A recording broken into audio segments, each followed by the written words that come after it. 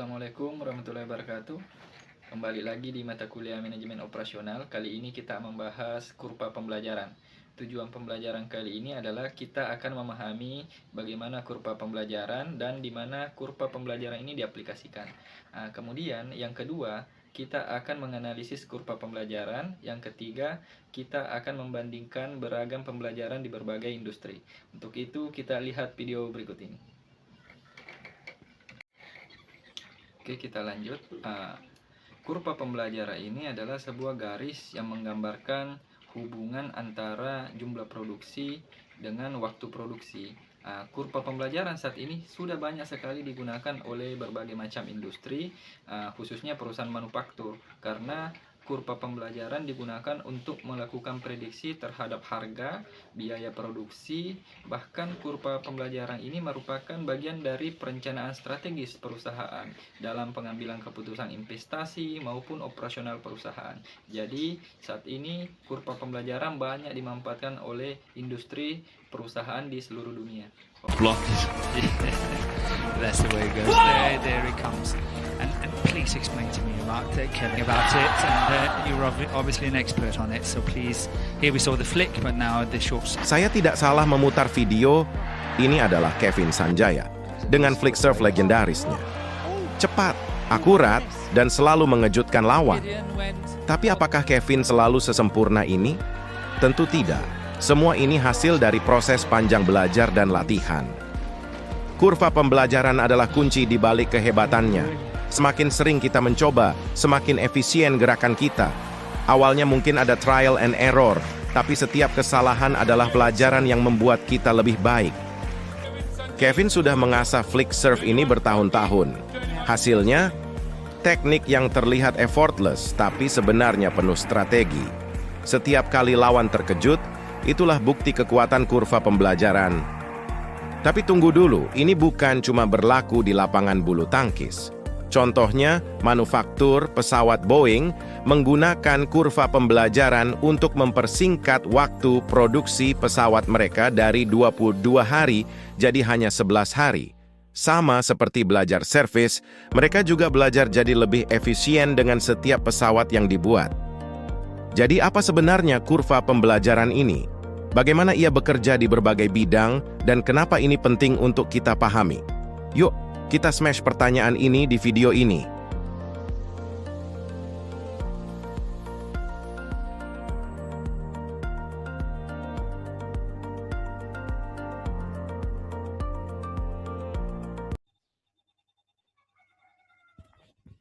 Assalamualaikum warahmatullahi wabarakatuh. Saya akan jelaskan definisi dari kurva pembelajaran. Kurva pembelajaran atau learning curve adalah garis yang menggambarkan hubungan antara waktu produksi unit dan jumlah kumulatif unit yang diproduksi.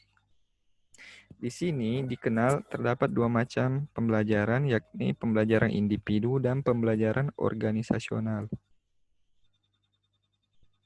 Selanjutnya, saya perlihatkan tampilan 62, di mana jam kerja tenaga kerja langsung unit, kemudian ada kumulatif, ada rata-rata kumulatif yang diperlukan untuk pembelajaran 80%. Di sini kita melihat perusahaan dapat melakukan perhitungan atau prediksi berapa tingkat pelajaran atau tingkat penyelesaian suatu proyek atau pekerjaan dengan menggunakan simulasi dari unit pertama, unit kedua, sampai beberapa unit selanjutnya. Di sini kita lihat, unit pertama menggunakan 100.000 jam tenaga kerja. Kemudian unit kedua menggunakan 80 jam tenaga kerja langsung.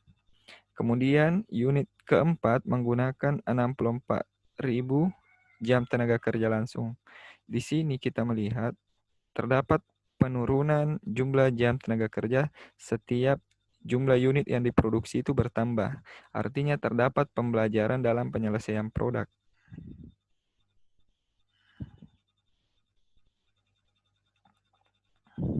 Selanjutnya saya perkenalkan, kurva pembelajaran itu menggunakan analisis logaritma.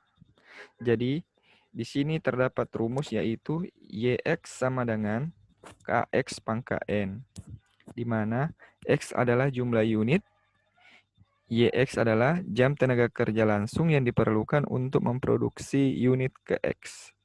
Kemudian K itu adalah jumlah tenaga kerja langsung yang diperlukan untuk memproduksi unit pertama. Kemudian N ini adalah logaritma B dibagi dengan logaritma 2. Di mana B itu adalah persentase pembelajaran. Jadi apabila kita menggunakan tabel 6.2 tadi, yang ini, di mana untuk memproduksi unit pertama, perusahaan membutuhkan jam kerja tenaga kerja langsung sebanyak 100.000 jam. Kemudian untuk produk kedua, menggunakan 80.000 jam. Apabila kita masukkan data tersebut ke dalam simulasi, maka kita akan melihat rumusnya seperti ini. Y8 sama dengan 100.000 jam dikali dengan 8 pangkat N. Jadi 8 ini adalah X atau jumlah unit yang dicari. Kemudian 100.000 ini adalah jam tenaga kerja yang digunakan untuk unit pertama. Kemudian X pangkat N. Jadi di sini 100.000 dikali dengan 8 pangkat N. N-nya adalah log 0,8 dibagi log 2. Jadi 0,8 ini didapat dari tingkat pembelajaran 80%, di mana 80 dibagi 100 itu adalah 0,8. Kemudian log 0,8 dibagi log 2, hasilnya adalah minus 0,322. Kemudian apabila kita hitung 100.000 dibagi 1,9534, maka menghasilkan 51.193. Apabila menggunakan tabel kurva pembelajaran, kita dapat melihat untuk ini unit ke-8 pembelajaran 80% yaitu 0,5120. 0,5120 apabila dikalikan dengan 100.000 itu adalah jumlah jam tenaga kerja untuk unit pertama, maka akan menghasilkan ini 51.193. Jadi kita bisa lihat di sini di tabelnya, untuk unit ke-8 menghasilkan 51.200. Ini 51.200 adalah pembulatan dari 51.193.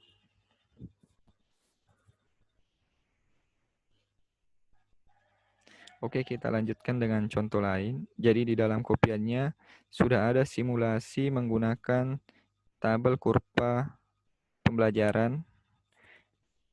Di sini terdapat unit pertama, unit kedua, kemudian ada beberapa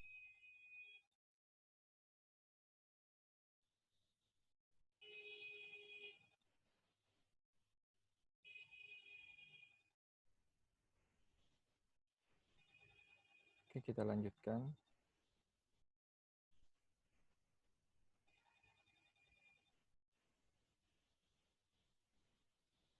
Oke, di sini ada contoh 6.1, yaitu contoh permasalahan kurva pembelajaran. Kapten Nemo, pemilik Suboptimum Underwater Boat Company, atau disingkat SUB, itu sedang bingung. Ia memiliki kontrak untuk 11 kapal dan telah menyelesaikan 4 diantaranya. Ia mengamati bahwa manajer produksinya Overick yang masih berusia muda telah mempekerjakan kembali semakin banyak orang untuk mempercepat perakitan. Setelah aktivitas konstruksi 4 kapal yang pertama, kapal pertama misalnya membutuhkan 225 orang pekerja, yang masing-masing bekerja 40 jam seminggu. Sedangkan kebutuhan pekerja untuk kapal kedua itu adalah 45 orang lebih sedikit. Oprik berkata bahwa ini baru permulaan dan ia akan menyelesaikan kapal terakhir dalam kontrak ini hanya dengan 100 pekerja. Jadi kita bisa melihat di sini apakah pernyataan atau statement yang dikeluarkan oleh Oprik ini dapat tepat apabila kita lakukan perhitungan menggunakan aplikasi kurva pembelajaran. Jadi di sini Oprik berjanji kapal terakhir yang akan dia buat ini hanya menggunakan 100 pekerja, padahal logikanya kapal pertama dia mengerjakan dengan 225 orang.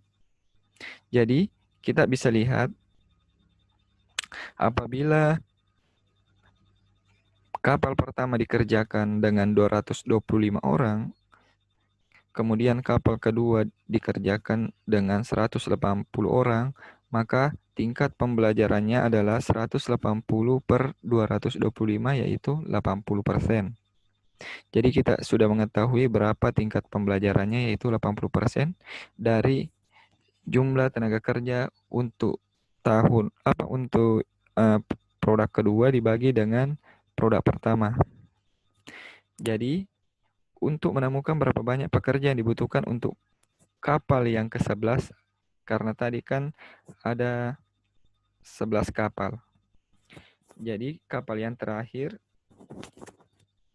jadi kita bisa menggunakan rumus logaritma tadi atau kita bisa menggunakan tabel kurva pembelajaran di tampilan 6.4. Jadi kita di sini bisa melihat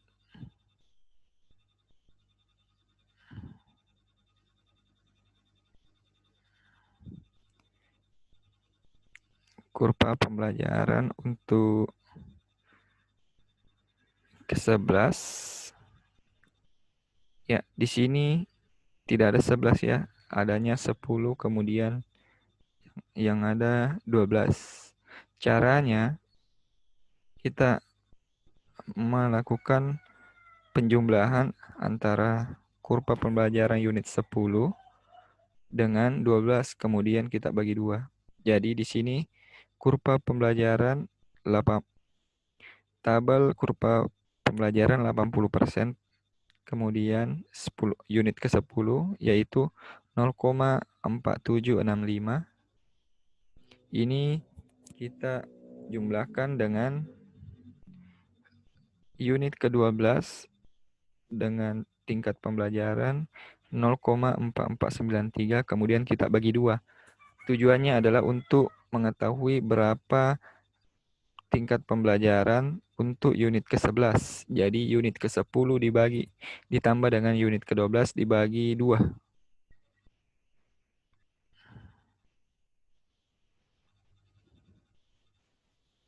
Jadi setelah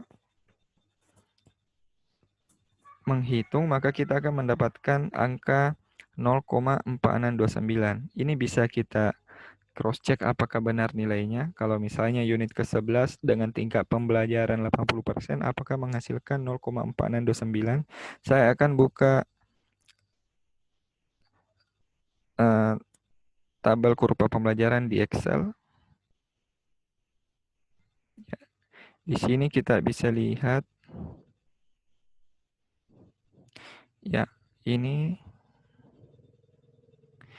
untuk unit ke-11 atau kapal ke-11 dengan tingkat pembelajaran 80% maka menghasilkan 0,4621.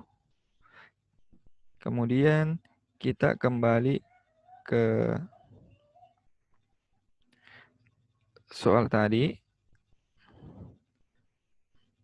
Jadi ini 0,4629. Kemudian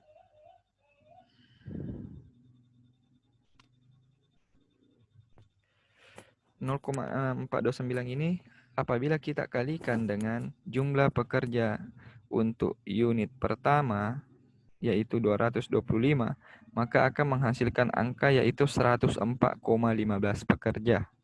Jadi prediksi yang dilakukan oleh Overick, yaitu katanya dia dapat menyelesaikan kapal terakhir hanya dengan 100 pekerja, sedangkan berdasarkan perhitungan atau prediksi kurva pembelajaran untuk unit terakhir atau ke-11 itu membutuhkan pekerja 104,15.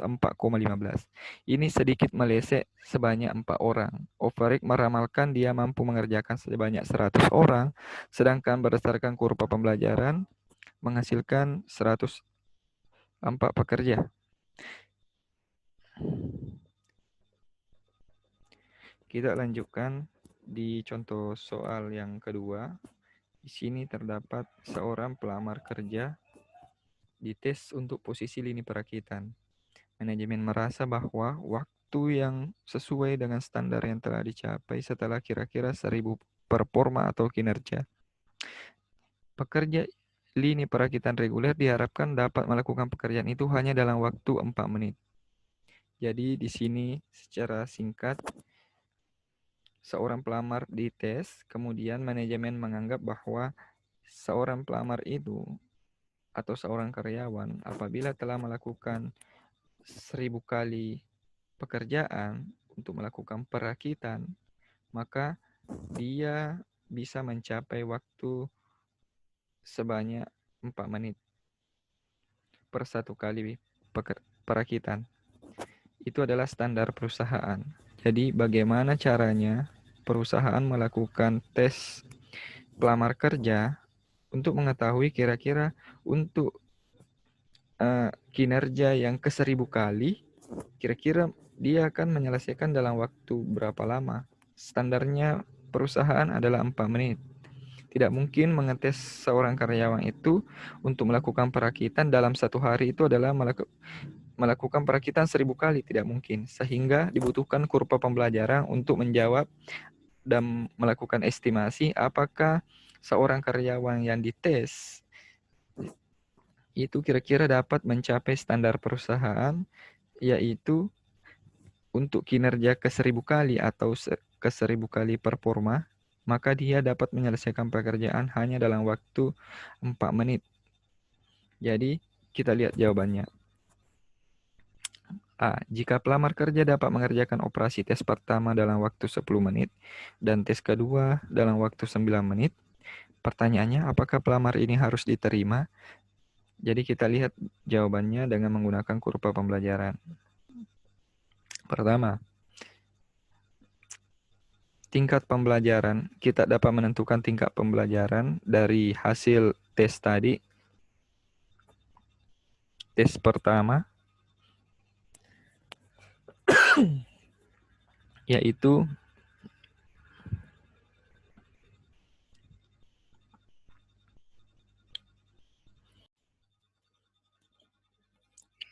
tes pertama karyawan tersebut dapat menyelesaikan perakitan dalam waktu 10 menit. Kemudian tes kedua, dia dapat menyelesaikan perakitan dalam waktu 9 menit.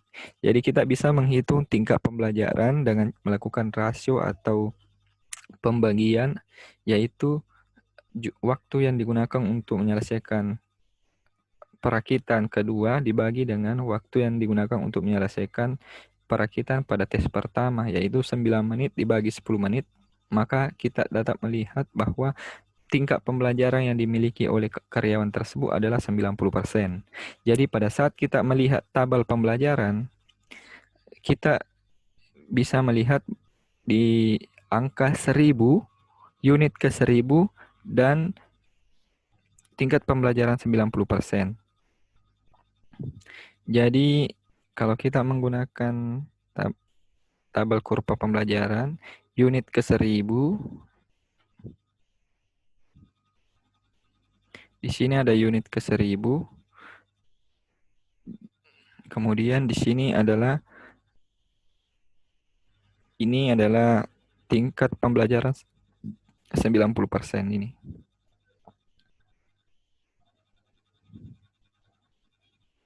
Tingkat pembelajaran 90% untuk unit ke 1000 adalah 0,3499.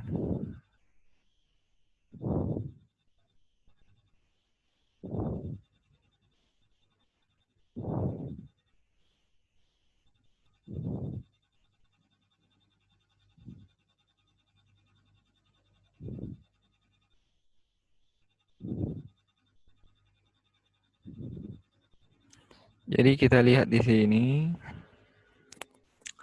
untuk mengetahui berapa waktu yang diperlukan oleh karyawan tersebut untuk unit ke-1000, maka dengan menggunakan tabel kurva pembelajaran, hasilnya adalah 0,3499.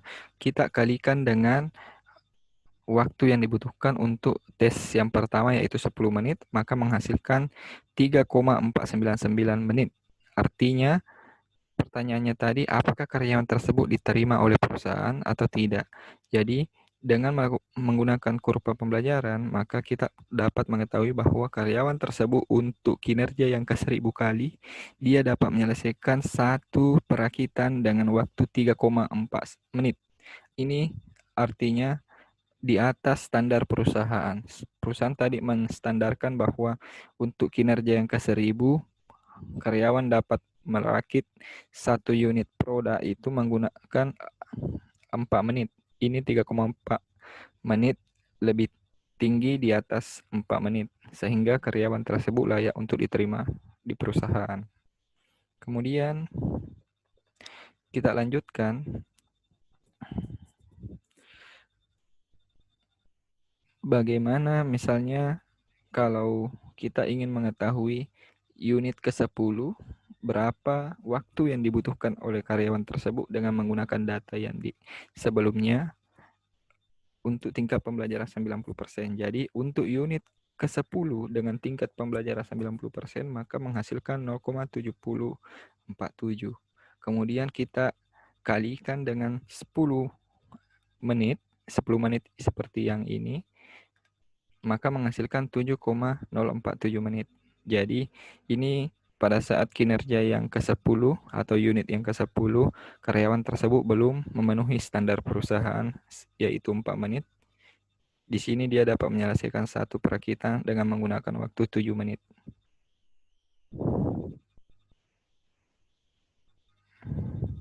Ya, mungkin itu yang dapat saya jelaskan untuk kurva pembelajaran. Untuk lebih jelasnya ada di fotokopian. Sekian dan terima kasih. Assalamualaikum warahmatullahi wabarakatuh.